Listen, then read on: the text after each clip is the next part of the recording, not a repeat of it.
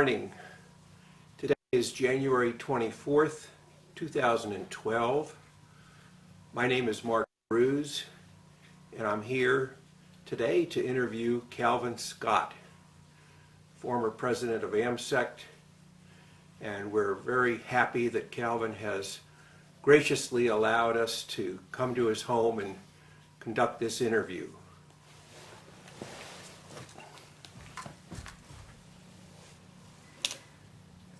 Great. Well, we are on camera, Calvin.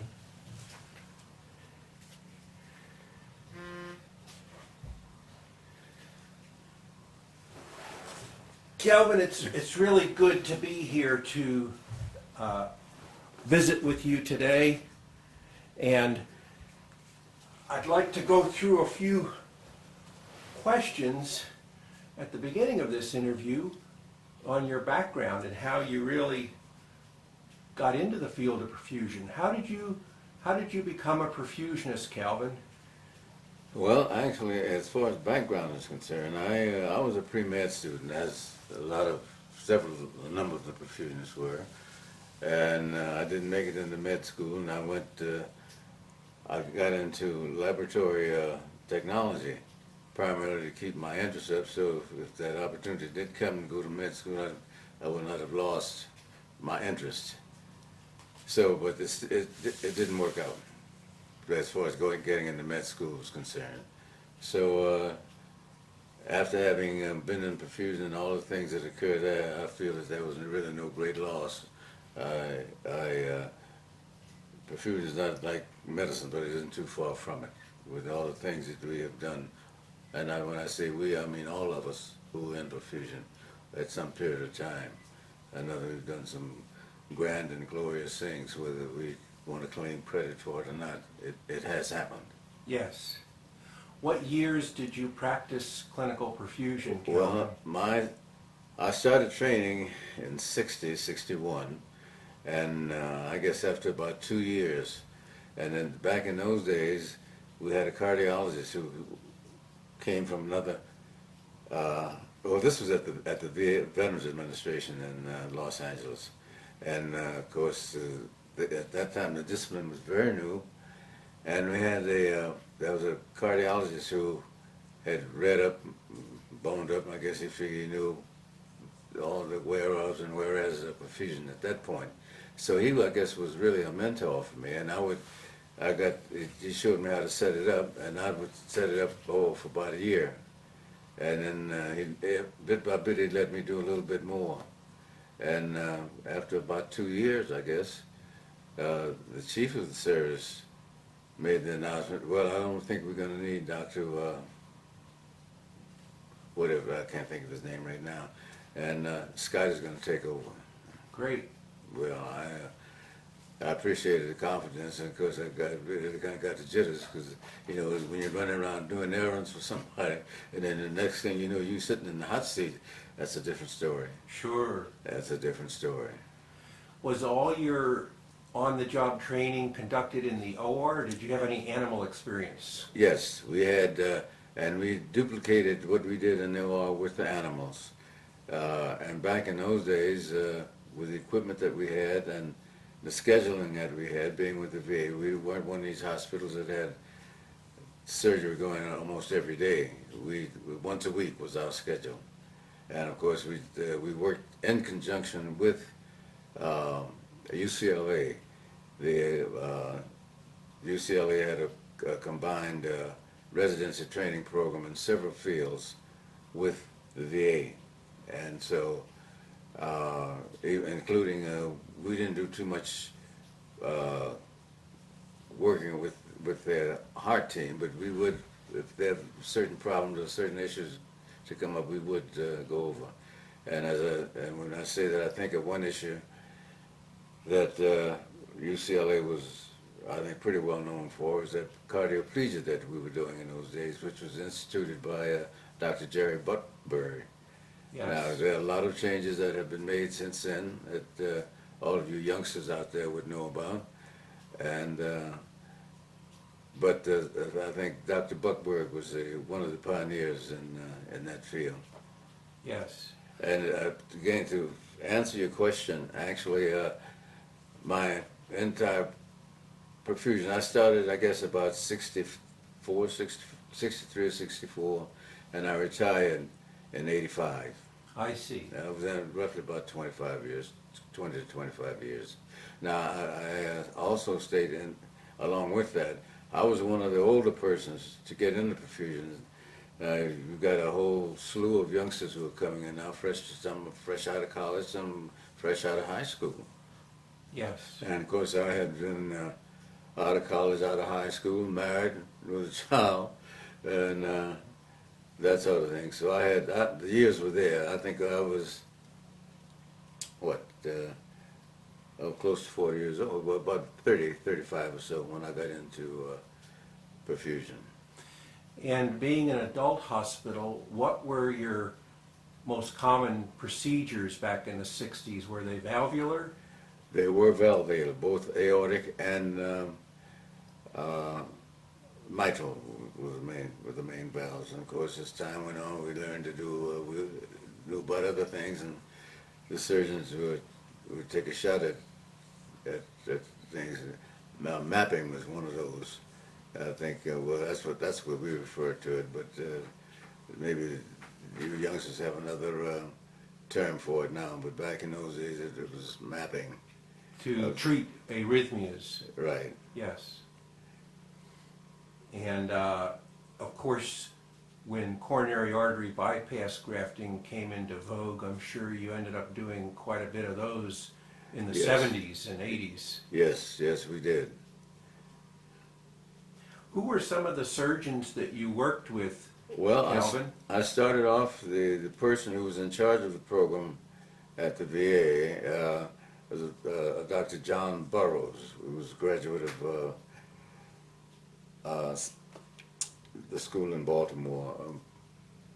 Johns Hopkins? Johns Hopkins, thank you. And he was chief, and he had other surgeons who assisted him in those beginning years, and because they were in the process then of training residents who were at UCLA, and they would come over and maybe spend 2 or 3 months in the thoracic department at the VA. Now, also, I might say that they sort of went. The schools were the institutions were very close together. One were practically like being across the street. So when we weren't involved in a heart procedure as such, they would go to UCLA and get involved with other thoracic surgeries that they were doing at that time. Yes. I imagine, like many of us in the early days, the relationship between the perfusion team and the cardiac surgeon was very close. Did you collaborate with Dr. Burroughs other than operating the heart-lung machine when he had any new ideas for surgical procedures? And indeed we did. And of course, as I said, you asked me who were some of the surgeons I worked with. Dr. Burroughs was the beginning one. And we had a lab, and we would go over and operate on these dogs, just as same procedure that we would use on humans, even to the point where we had dogs that would be donors for the blood that we use. And of course, we used lots of blood in those days, which is, well, we didn't know any better. And that was the procedure to follow.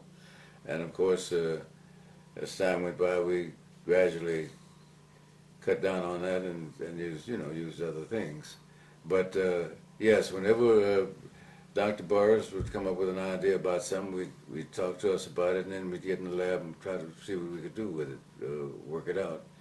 He designed a machine that was supposedly going to be a pulse duplicator. It never got off the ground. And of course, the open heart program, particularly in those early days, it still is. It's not to think of it lightly. But it was a very expensive program and procedure. And of course, the VA wasn't quite used to all those expenses. And then Dr. Boris was a very vocal person, and he didn't care who you were, the higher you were in the anarchy or whatever, the louder he spoke. So, and he was able, I said, this man must be crazy, so let's just give him what he wants, just get him out of our hair. And so he did get a lot of things done. Not, of course, he left the program, and he was succeeded by Dr. Richard K. Hughes. And then from Hughes came Dr.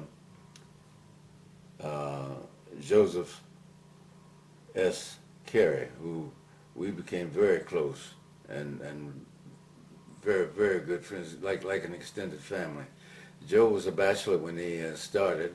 Then he got married, and went to his wedding, and he was kind of surprised at that, but appreciative in a sense, because his wife lived in New York, and of course going to New York was really not a big thing, because I had to dig. I don't have deep pockets. I didn't have deep pockets then, and don't have them now. But nevertheless, I was able to scrounge up enough to get to his wedding, as well as visit my relatives who were there. So and then Joe and his wife had 5 children, and I was around for all of those births. 3 have gotten married now, and 2 of the 3 have started their families. The daughter has 3 children, and he had 3 boys and 2 girls. One girl still isn't married, and the interesting thing about it, and I chuckle, his oldest son has not gotten married, and he has gone into medicine. He's in a program at USC in Los Angeles. They all have settled in California. Joe originally was an Army. His dad had been in the Army, and he traveled quite a bit, and had done some work in I think it was South Africa. I don't know exactly what. He wasn't there that long. He had a brother who had a practice there, and he'd go and visit with him. But Dr. Carey's work mainly was with the VA, and he did quite a bit, and did a lot of, well, not a lot, but whatever ideas he had, he would consult with his team. Yes. And we'd take it from there. Well, let's go back just a bit to what job you had before you were recruited to be on the pump team, Calvin. What hospital experience did you have prior to that? Well, prior to that, I had, actually prior to going to California, I was working with the Department of the Army at Fort Benning, Georgia, in the hospital as a lab tech. And I did that, and was able to make a transfer after making the decision to move to California. I was able to transfer my records as such from the Army to the VA, since they were both government institutions basically, and I didn't lose any credits or anything of that sort. Of course, I didn't gain anything either as such at that time. But then, and I guess I had been at the VA some 3 or 4 years when they really got started with the open heart program, and I spoke with Dr. Burroughs, who was in charge at that time, and told him I understood he was looking for personnel, and at that time, there were the main method of training was OJT. I think there was only perhaps maybe one school who offered a systemized training program, and that was Ohio State, from what I understand. Yes. And the rest, and of course, others have come along since, and the world has turned all the way around since the planet or whatever, Yes. since those days, and all for the better, I think. Sure. So that was the way that went. So besides the hands-on training where you basically preceptored and learned the job on the job, did you have any textbooks, or what sort of material did you use, or did you rely on communicating with other perfusionists? Well, back in the actually, 60s? we used, for the most part, some physiology books, because those of us who are in perfusion realize it encompasses all of that, we and Dr. Burris was very concerned about our reading up on and reviewing, regardless of what we might have gotten somewhere along the line. But I can recall anatomy, the physiology, and of course some bacteriology. It wasn't as in depth as you would get in a medical school, but it was he would suggest various chapters for us to review for what we were doing. Yes. As you think about the surgeons that you worked with, Dr. Carey was mentioned. You worked with him for a long time. And I finished up with Dr. Carey. Pardon me? I said I finished up my practice with Dr. Carey. Of all those that you worked with over the years, Calvin, who would you say had the most positive impact on your career? Or Well, I would have to say really Dr. Carey, because I was with him longer than any of the others. But on the other hand, I can't deny Dr. Burroughs, who got me started in the program. Sure. And I got a lot from him. Well, that's a good background, I think, as we go on with this interview, Calvin. I'd like to now shift gears a bit and talk about some of your career highlights. During that time, obviously, there's been tremendous technological changes as well as changes in technique. What stands out as maybe the top one or two or three changes that you saw during your career? One of the greatest things that really impressed me and was an impact was, and I guess it was Travenol, the Travenol disposable bag oxygenator. Put it that way. What had happened? They had made a film, as most manufacturers would not do when they come out with a new product. And I think it was done at Texas Heart. I'm not too sure. But anyway, when the case was over, I think it was one of the nurses, took this bag, just grabbed it up and threw it in the trash. And I said, "Look at there, that's for me. That's for me." Well, actually, at the time there were Travenol, I guess, had gotten a jump start on most of the other well, there weren't too many manufacturers really in those days. Everybody was out there struggling and trying to learn. And you've heard among the older perfusionists, you might hear the story that such and such a person came out of their garage with a product in hand and to my lab to introduce it. And I had that experience with Bentley. He brought his and that's what we wound up using as a disposable oxygenator. Now, back again to the Travenol. Before we could get, hooked up with them, so to speak, other people were coming. Bentley had his, and there was, I don't know who else was on it at that time, but Bentley came out of his garage to our lab and talked to us and worked with us, actually. So, and another interesting person, well, of course it wasn't, well, I think his company finally got into oxygenators, but this was, his last name was Collins. He was with Cole. He was one of the founders of Kolb Lab. And he started out with a sort of a garage presentation, but his main force at that time was supplies, tubing, and mainly tubing for the Like a custom pack? well, a custom pack, but for the machines that we were using to hook into the patient and monitor, X-ray, EKG machines, Okay. and those kinds of things. Now, and the other thing about that person was, AmSECT was coming into the scene, and it wasn't maybe 5 or 6 years old. And I remember him saying, precisely, and he followed through. He said, Scotty, you need to have a meeting with a dinner, and we'll sponsor it for you. I said, really?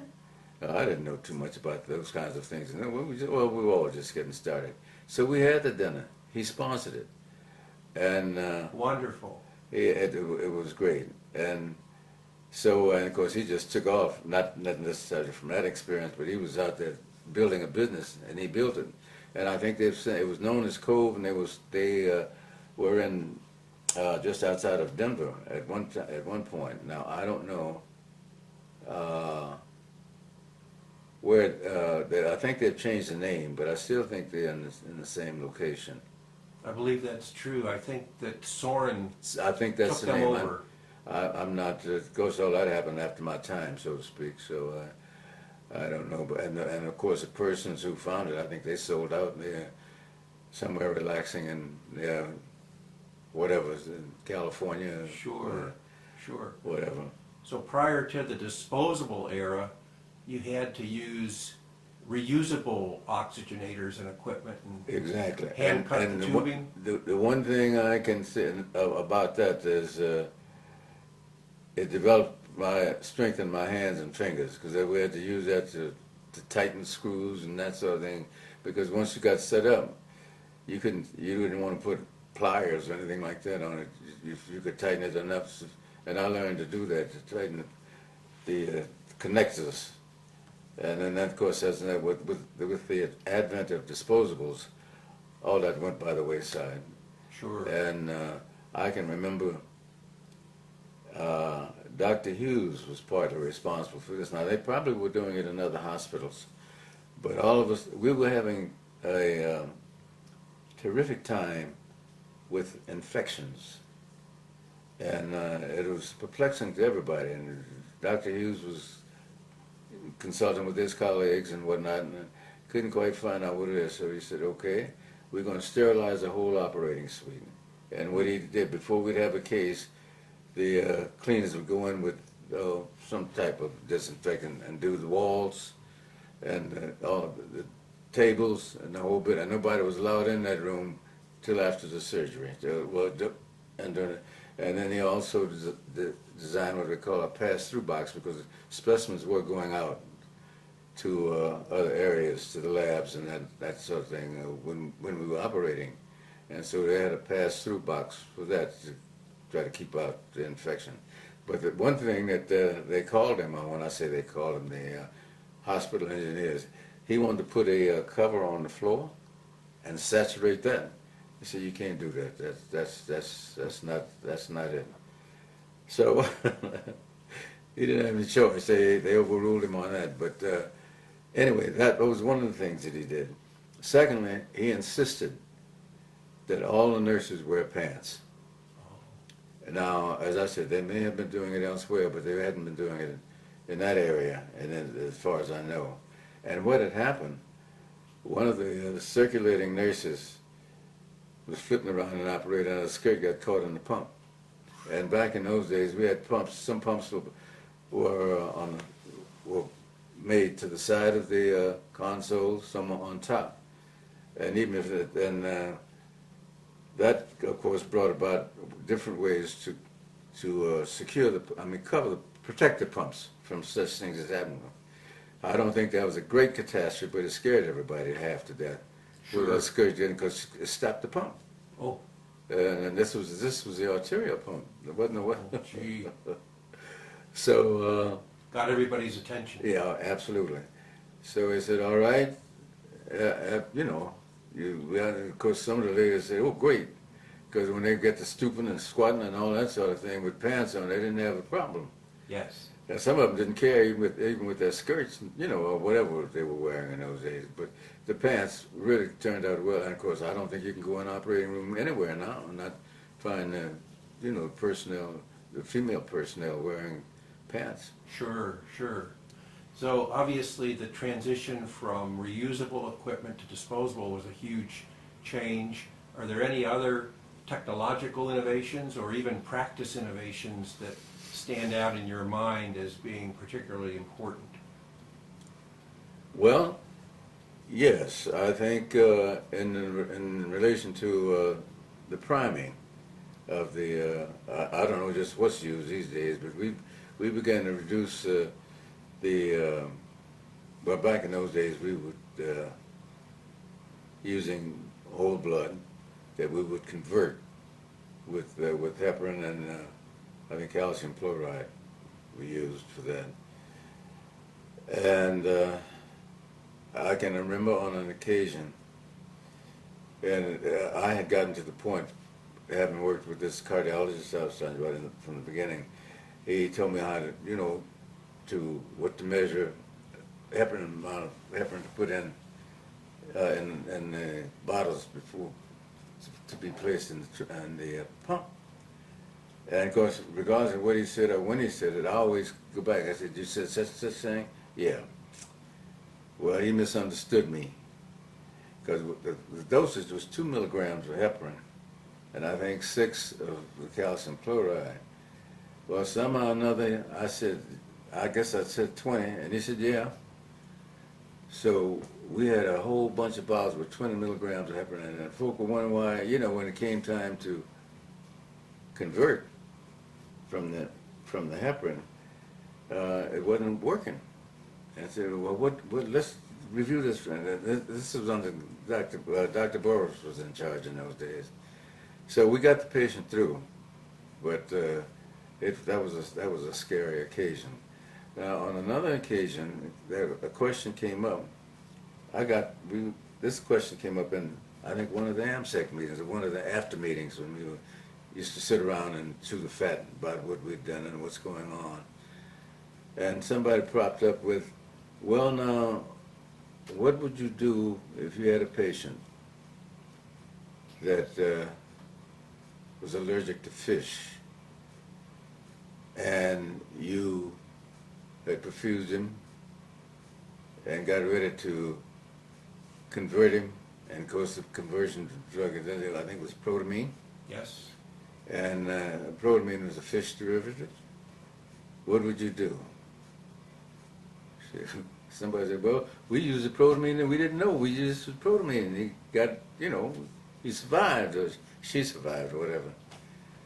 So I don't think I ever got the right answer to that for my own benefit. Of course, there had to have been something that would work, because it would, well, of course, two things enter here. There are not that many people who would be allergic to fish, and on the other hand, that they would get protamine to convert them from the, Yes. So what was your, as you think about the cardiopulmonary industry, as you noted earlier, there were very few players in the early days, but then it expanded. How would you view them? What was your view of the industry in terms of sponsoring meetings or just dealing with the sales reps on a daily or weekly basis, Calvin? Well, my thing was dealing with the reps of as the company has developed, and of course reps would come in almost out of the wall, and they'd come in and say hi, and we got this, and boom, they were gone. So my thing was, the key thing in this rep business was service. I said, I have to be honest with you. As far as I'm concerned, all of your products are the same. Put them in a bag, shake them up, they'd all fall out together. And I don't think one is extremely, of course, reps didn't like to hear that. But I said, personally, I just don't think one is that much better than the other. And what you see me using is because that rep gave me service. When I needed something, I got it. And if I didn't need something that they just bring things up, you might want to use this at some point in time. Sure. Service. And I don't know whether that prevails today or not. Having been out now since 85, what's it, another 20 years or so, a lot of things have happened since that time as well as it happened before. Sure. Before that time. Sure. Once you finished your training and were really working steadily as a perfusionist, did you ever get involved with training anybody else on the job, or even having a mentoring relationship with other fledgling perfusionists? Yes, I did. As a matter of fact, at the VA, I was chief cook, bottle washer, and whatever. And then finally, I got one of the persons who had worked in the OR as a scrub tech. Said he thought he ready to leave. He'd been there for a number of years, and he said, I'd like to get involved in your program if there's an opening. I said, we'll make an opening, and we did. And I guess he was probably my only trainee, and we worked together for maybe about 10 years, and it worked out very well. Wonderful. What sort of resources did you use to train him? Well, the lab was the main thing, because we had the lab and we were duplicating procedures, and the lab was what we were doing in the operating room. So, and plus he had his skills as that he developed being a scrub tech were excellent. I mean, he could get in there and operate on those dogs just like the surgeon, and close them and all that sort of thing. He may not have been, I won't say he was that good on the anatomy as such, but he knew. I mean, when I say that, he probably didn't know the names of everything, but he knew what went where and what had to be done. Sure. And his patients, which basically the dogs, most of them survived. As a matter of fact, there was a saying in the lab community, because we had, in the lab, there were several labs doing various and sundry things, and most of their dogs would expire. And of course, that was something that they more or less had expected, because they were trying to find out about new drugs and whatever else. But our dogs, we were just working on techniques for open heart surgery. And of course, unless something went terribly wrong, most of our dogs survived. As a matter of fact, I took one home, and she's lived for about 10 years. Wonderful. And we sort of developed a reputation. Said, the next dog you do, I want it. People would come by and say. So the experience was rewarding in many ways. Sure.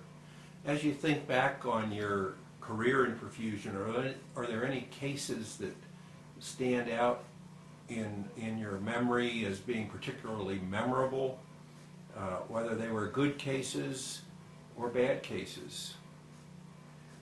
Well, I have thought about that just in general, and particularly when I read some of basically the AmSECT literature, and they're mentioning cases that have sort of gone by, taken under consideration, and I just said, well, I can't recall anything that equaled that. I came close to it.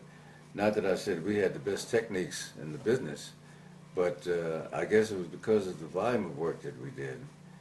We did, as I said earlier, we weren't doing cases every day. And with the old equipment, of course, after the expendable equipment came, it made it very simple, all day, all night, if necessary. And you just throw the stuff in the trash, get a new set it up, and Sure. you're ready to go.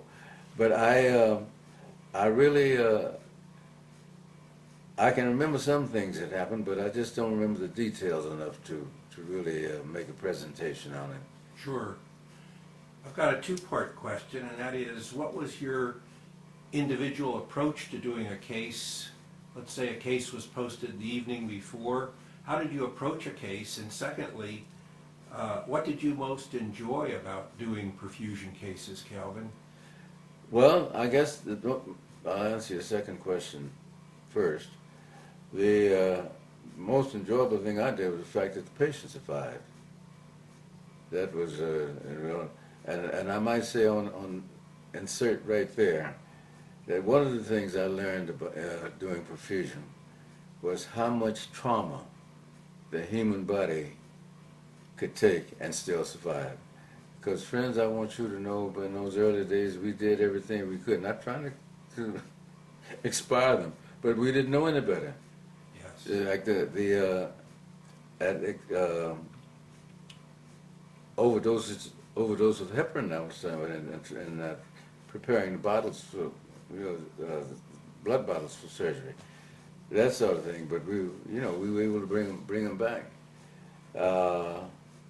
And your first question again was? Well, the first question was, if they posted a case, how did you prepare for the case? Oh, well, now, again, going back to Dr. Burris, one of the things that he said, and I want to say, when we schedule these cases, I want you to go up and talk to the patients and tell them who you are and what you do. Is that right? Exactly. I had to do everybody that way. So when even when I changed position, I said, Dr. Burris had me doing this. Do you want me to do it? It doesn't make any difference to me. I can or I can't. Maybe that's not a bad idea. And I guess it must have had an effect. Sometimes I'd go, it would only be the patient in the rooms. Other times I'd go, the family would be there, a part of the family. And I think it gave them an impression that, hey, these folk aren't bad at all. They're trying to help us out and help us to understand what's going on and that sort of thing. And of course, I wouldn't go into all the details of the surgery. I'd just tell them who I was and what I was going to be doing. And that was it. And of course, if they came back with questions, I'd try to answer them. Sure. But that I enjoyed the communication with the patients and the family. Now, after the case was over, I'd go and check, make sure I wouldn't have to set up anything at night and go back in the middle of the night. I'd go to I'd clear the operating room of my equipment, and of course, again, with the advent of the disposable equipment, that wasn't a big deal. Throw it in the trash and go, so to speak. And then I would go by the rooms where the patients were. What am I trying to say now? Just to make sure they were recovering? Well, but I was trying to think of the name of the recovery room. Okay, there was a recovery for the heart room. Most of the heart patients went to a certain area, and then recovery for other patients. But in the recovery room, that's Yes. it exactly. Yes. And over your years at the VA, I imagine, whether it was with Dr. Burroughs or Dr. Hughes or Dr. Carey, you had a team of regular people, nurses and anesthesiologists? Basically, we did. And at first, some of them were reluctant. Well, they didn't know what to expect. And I have to put that in Dr. Burris's days because, well, he initiated the program. And as I said, the way things were going, we hadn't developed a reputation because we hadn't done enough of losing patients and that sort of thing. So that worked out pretty well. I think one of the things that AmSECT would be interested in is if you have any material from your career that you might want to share, whether it be slides or newspaper articles, any newsworthy items that might be duplicated and collected by AmSECT. Do you have any that you can recall, Calvin? Not offhand. Not from a personal standpoint, perhaps as a team standpoint, and then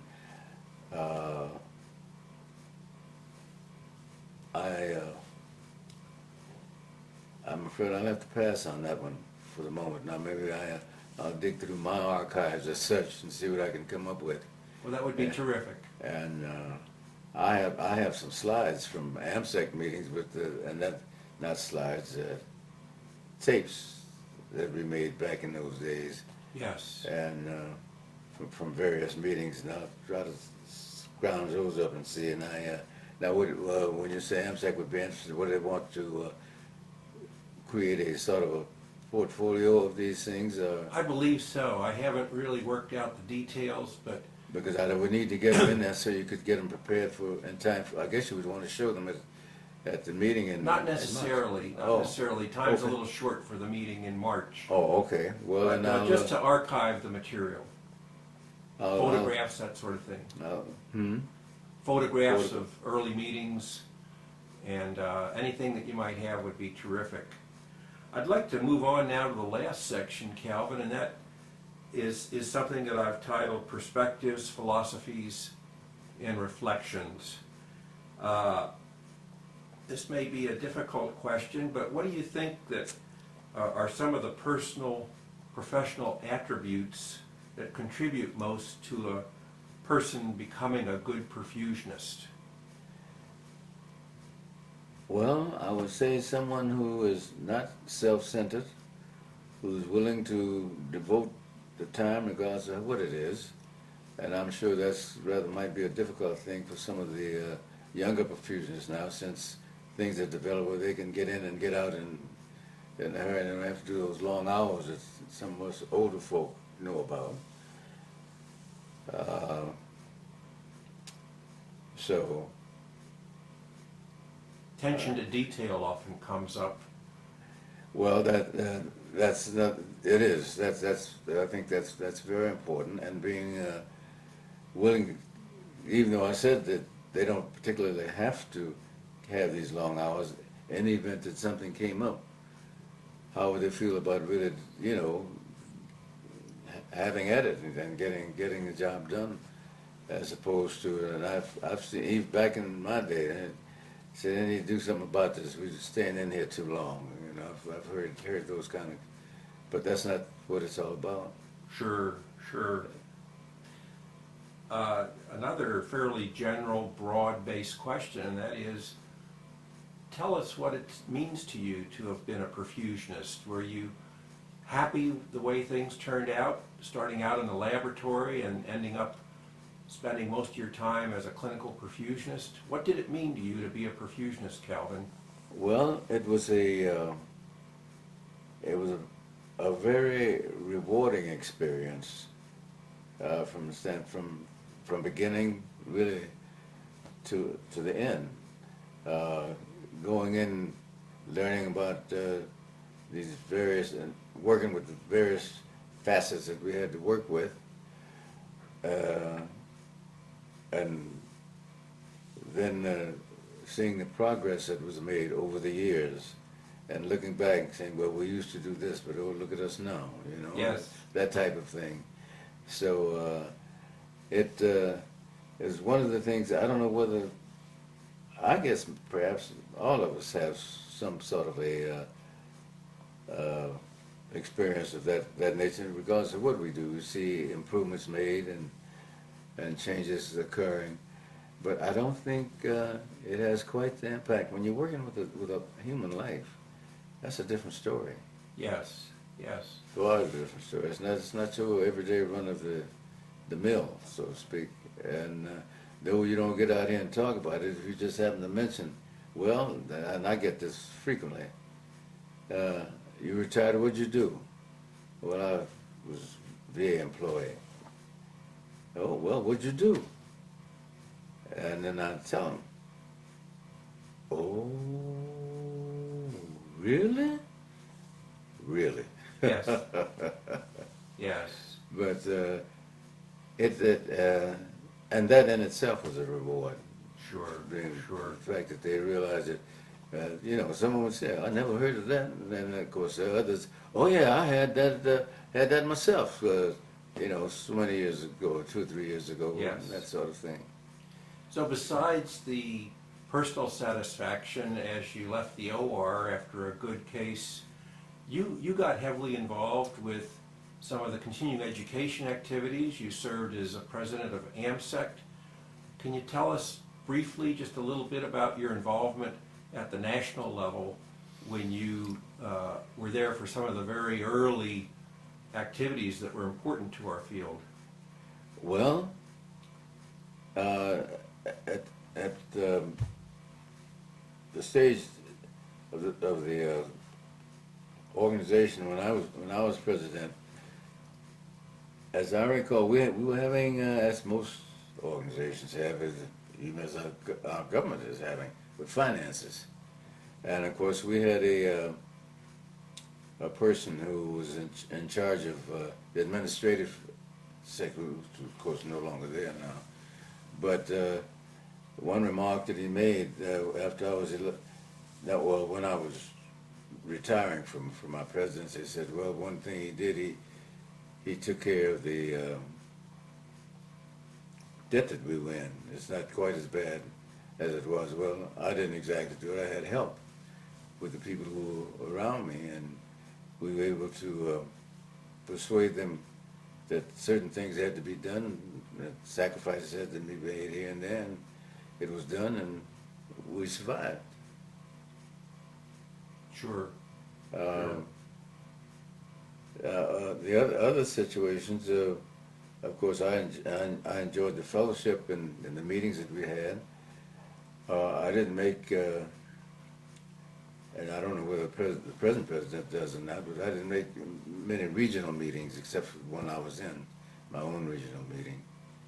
And that was, and even before being president, that was one of the things that I tried to work very diligently with the people in the California area, because we had several hospitals who were really going great, and we had enough people to form just in that area alone, to form a good chapter. But as time went on, they just fizzed out. They didn't.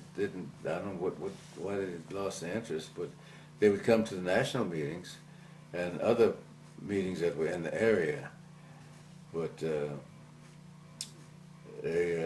meeting locally, I guess they felt they didn't. Because I said, we need to know what you're doing. That's what this is all about. Sure. Share your experiences with us. Sure. I just show. So well, we haven't done that much. So. What can you say? Well, during your tenure as president of AmSECT, you mentioned straightening out the finances. Can you tell us who were some of the outstanding personalities that you worked with at the time? Obviously, I don't want to put words in your mouth, but Mattie Massengale was a very strong figure. And she was, and it still is in her own way. And of course, Matt is one of my dearest friends. We communicate maybe about once a month.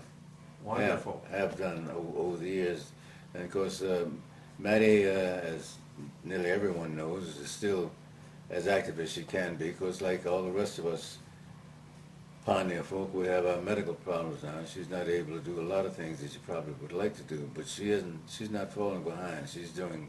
I think she's doing remarkably well. Under the circumstances. Any other names that stand out? Well, that era? I look at, because as Larry Kavanaugh was quite, who later became president, was quite active. Another was who's no longer with us, Jerry Richmond. Yes. Let's see. Well, those are the prominent names. Oh, another was who has expired. Oh goodness, I can describe him. I see his face just as plain as I see yours. He liked to boat. He liked boats, and when he was, I guess he was in his glory, because he was working out of Long Beach at one time, and he lived down there, and he was able to get on his boat and just go out, and I guess it was a sort of a relaxation for him. I don't know from what I hear about. Was this Mike Burgess or Bob Pfefferkorn? Pfefferkorn. Bob Pfefferkorn. Sure. Pfefferkorn is the one. Sure.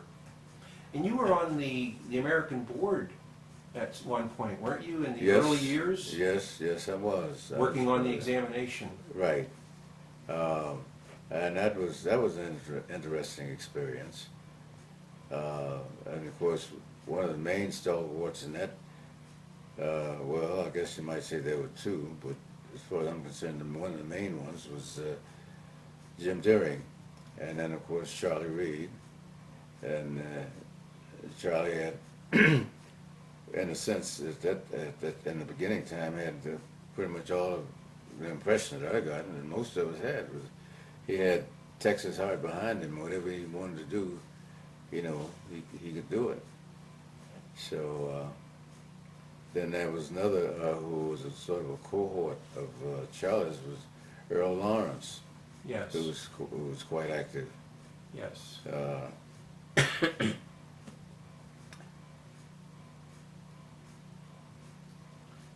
Well, as you think back, Calvin, as we bring this interview to a close, and I'd like to thank you on the record again for taking time out of your day to share your thoughts with AmSECT and the people who will view this after the fact. Do you have any closing thoughts that you might want to express to the young perfusionists of today who have come into the field from a different background than many of the early pioneers who came from various disciplines than those entering the field today? Well, one of the things foremost and paramount is what I had mentioned about the trauma that the human body can take and still survive from. Of course, the trauma is not nearly as bad as it was in the earlier days. I think the youngsters have a tremendous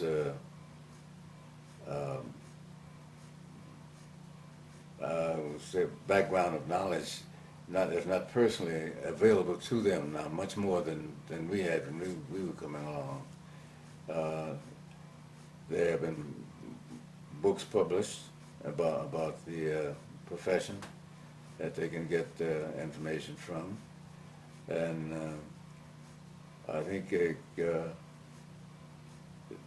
would behoove them to look at things that are happening in their own settings, because I think sometimes we don't think about these things. We're so busy, if a problem comes up, we're so busy trying to get it solved that we forget what the really significant portion of that incident is or was. Yes. So that's something to be thought of. And I must say also, Mark, though I understand your position now with what you're doing, but I can remember the days when you weren't doing this and you were doing other things, like writing and publishing and that sort of thing, which is really something to be proud of and a feather in your cap. I've always admired what you have done in those areas. It's very kind of you to say that.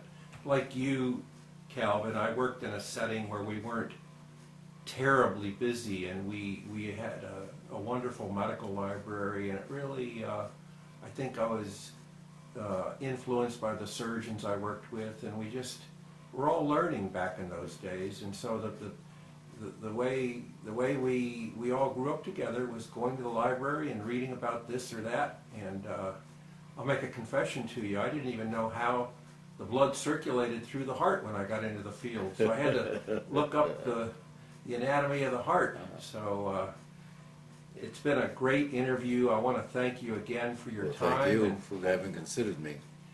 Well, it's been terrific, and we'll look forward to sharing this with all the AmSECT folks, and I'll make sure that you get a copy of the tape, the raw tape as well as the edited tape. Okay. For Fine. your I'd appreciate your that. personal library. Okay. Thanks again, Calvin. And thank you.